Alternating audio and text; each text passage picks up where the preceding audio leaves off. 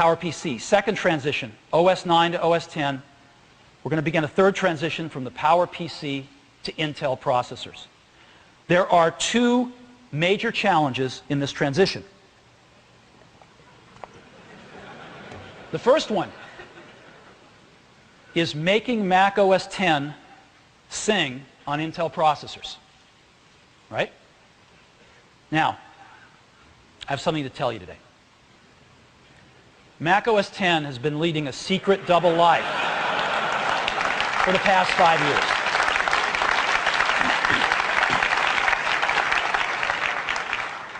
There have been rumors to this effect, but this is Apple's campus in Cupertino. Let's zoom in on it. In that building right there, we've had teams doing the just-in-case scenario. And our rules have been that our designs for OS X must be processor independent, and that every project must be built for both the PowerPC and Intel processors. And so today, for the first time, I can confirm the rumors that every release of Mac OS X has been compiled for both PowerPC and Intel. This has been going on for the last 5 years.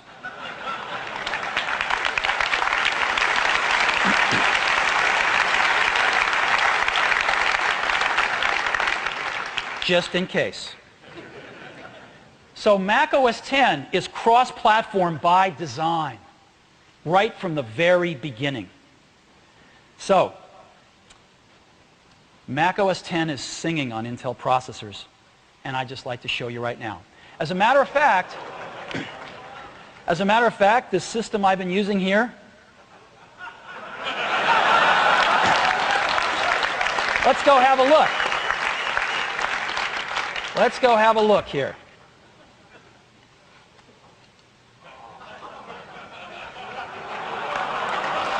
All right, there you go. So, we've been running on an Intel system all morning, and let me just go, do a few simple things. Baseball, boom. All the normal stuff just works. Let's go back to these dashboard widgets that we just brought out. There they are. And, we can even, let's see here, go find a calendar event here. Very simple. Let me go show you mail. There's mail right here. Safari. Here's the new widget stuff. Way to find some widgets. Boom. On apple.com. Let me show you iPhoto. Loading in 4,000 photos. Here we are.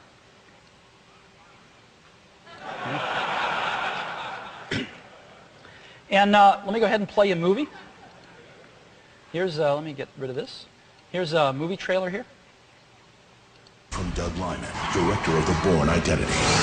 Brad Pitt. Come on, sweetheart. Come to daddy. Angelina Jolie. Who's your daddy now? All right, enough of that. So, this is Mac OS X running on Intel processors.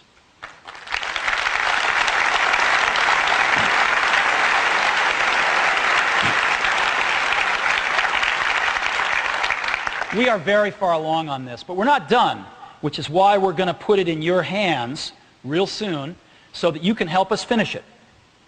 Now, the second major challenge is your apps, right? So let's take a look at how you're going to make Intel versions of your apps.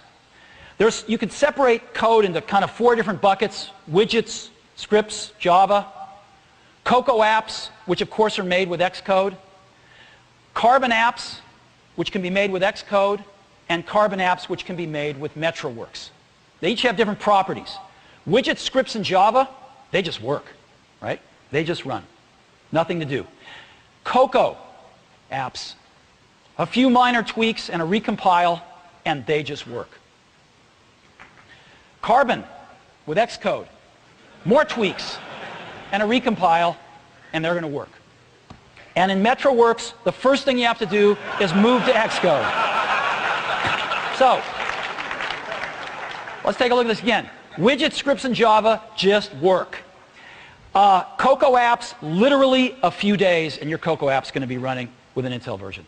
Carbon apps, it's going to be a few weeks, a few more tweaks, although there are exceptions to that. We may be overstating it here, which we'll see in a minute.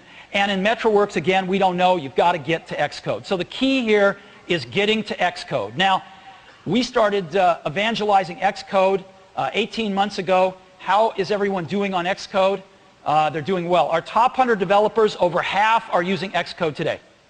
Over half of our top 100 developers, and another 25% of them are in the process of switching to Xcode. So over 80% of our top 100 developers are using or in the process of using Xcode, and less than 20% haven't got on board yet. Now's a good time to get on board. So Xcode is the key, and we've got a new Xcode today to give you, Xcode 2.1, that's got some fun new features in it. As you know, Xcode's a very robust development environment, but the most important new feature, the giant new feature, is when you go to build your app, you get this little sheet that pops down. I'll blow it up for you here. What do you want to build for?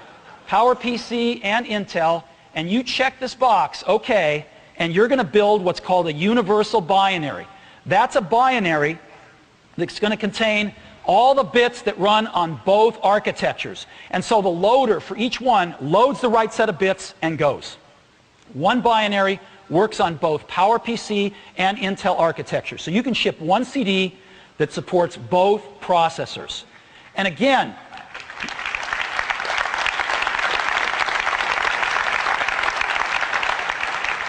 we're going to be supporting both these processors for a long time because we've got a very large installed base on the PowerPC that you're going to want to sell your software to, and there's going to be a growing installed base on Intel that you're going to want to sell your software to. So we want to support both of these processors into the future, and universal binaries are the way to do it.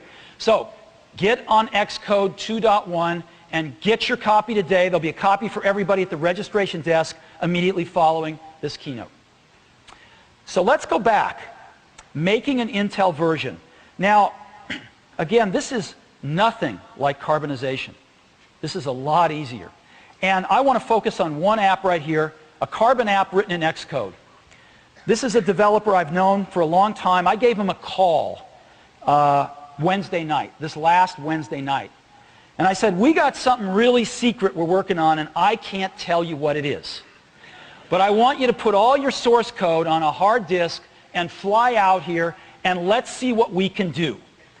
And it was nip and tuck there for a few minutes, but they trusted us enough to do that.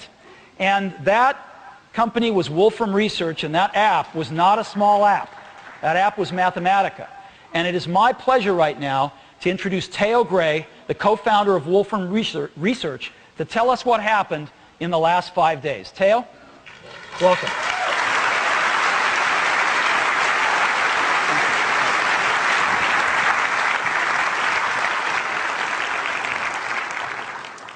I get the most ridiculous phone calls from Apple sometimes. I mean, this was like 9 o'clock at